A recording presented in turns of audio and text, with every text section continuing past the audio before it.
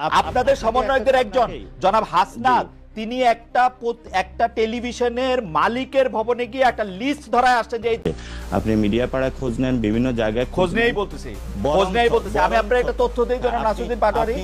আপনাদের সমন্বয়কদের একজন জনাব হাসনাত তিনি একটা টেলিভিশনের মালিকের ভবনে গিয়ে একটা লিস্ট ধরায় আসছেন যে এই 10 জনকে বাদ দিতে হবে, নাইলে সময় টিভি থাকবে না, ওইটাকে ইয়া করা হবে। খালিদ ভাই আপনার তো তাহলে মিডিয়া পাড়া রহমান যে রাজাকার বিষয়ক শেখ হাসিনা একটি বক্তব্য কেন্দ্র করে ছাত্র আন্দোলনে মোড় ঘুরে গিয়েছে, এটি অনেক বিশ্লেষকই বলছেন। আমাদের মাত্র 2 মাসের মতো সময় হয়েছে, আরও যদি সময় পরে সেটির আমরা একটা নিশ্চয়ই তাত্ত্বিক একটি পটভূমি পাবো। তিনি পালিয়ে যেতে বাধ্য হয়েছেন। সম্প্রতি আমরা দেখেছি যে বৈষম্য বিরোধী যারা ছাত্র আন্দোলনের সমন্বয়ক রয়েছেন তারা বলছেন স্বৈরাচার শেখ হাসিনা বক্তব্যের প্রতিবাদে তারা নিজেদের রাজাকার বলেছিলেন। সেখানে তারা বলেছিলেন কে বলেছে স্বৈরাচার, কিন্তু রাজাকার বিষয়টি তারা ধারণ করতে চান না। কিন্তু আমরা দেখেছি যে জামায়াত ইসলামের বিভিন্ন সমাবেশে আমরা রাজাকার স্লোগান পাচ্ছি। এ থেকে আপনারা আসলে কি বার্তা দিতে চান? আমি আরো স্পেসিফিকলি বলি, সম্প্রতি টাঙ্গাইলে আপনার জনসভায় আপনার বক্তব্য চলাকালীন কর্মীরা স্লোগান দিয়েছে তুমি কে আমি কে, রাজাকার রাজাকার। আমি এটা শুনি নাই, আমি ছিলাম, আমি শুনি নাই। আপনি শুনে থাকলে আপনাকে ধন্যবাদ। এখানে আমার বক্তব্য একদম পরিষ্কার, জি একদম পরিষ্কার। দেখেন, রাজাকার যদি গালি হয়ে থাকে তাহলে এটা আওয়ামী লীগের মানে ক্রেডিটে পড়বে। রাজাকার যদি এটা বুলি হয়ে থাকে তাও আওয়ামী লীগ সৌভাগ্যবান। আওয়ামী লীগেরই মিনিস্টার আকম মুজাম্মল হক সাহেব, মুক্তিযোদ্ধা বিষয়ক মিনিস্টার, তিনি একটা তালিকা করেছেন রাজাকারের। সেখানে সবচেয়ে কোন দলের পাতে বেশি পড়েছিল? আপনি তো সচেতন সাংবাদিক, আপনি আমাকে একটু বলে সাহায্য করেন। আমি অবশ্য রাজাকারের তালিকা দেখি নাই, কিন্তু আমি শুনেছি যে এতে আওয়ামী লীগের অনেকেই সেই তালিকার মধ্যে অন্তর্ভুক্ত ছিল, যারা আওয়ামী লীগ পরে সক্রিয়।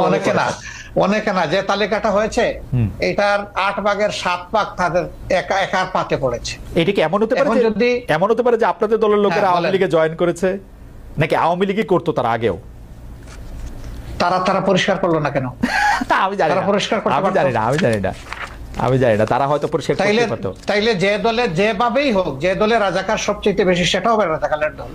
ভালো হইলো তাদের ক্রেডিট, মন্দ হইলো তাদের লাইবিলিটি।